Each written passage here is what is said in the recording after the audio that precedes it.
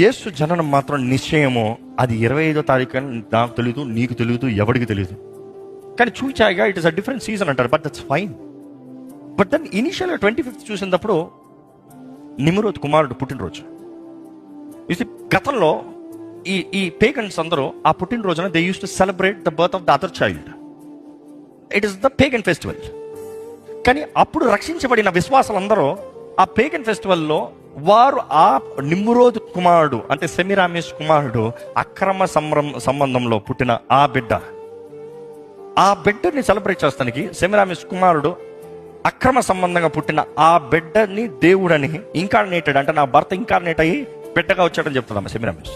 అట్లా చెప్పి సెలబ్రేట్ చేస్తున్న ఆ బిడ్డ పుట్టినరోజుని విశ్వాసాలైన తర్వాత ఆది సంఘం నిర్ణయించారు, అరే అందరూ బాలుడైనా దేవుడు నరరూపధారికి వచ్చాడని చెప్పుకుంటున్న ఆ బిడ్డ గురించి చెప్తున్నారు.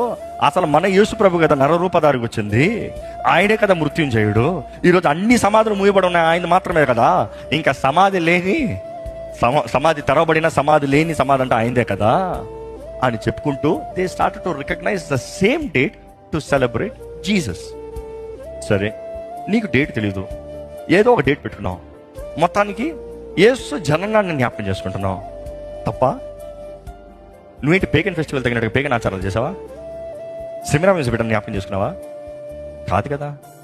నువ్వు ఎవరిని జ్ఞాపకం చేసుకుంటున్నావు? నీ రక్షకుడైనా యేసుని.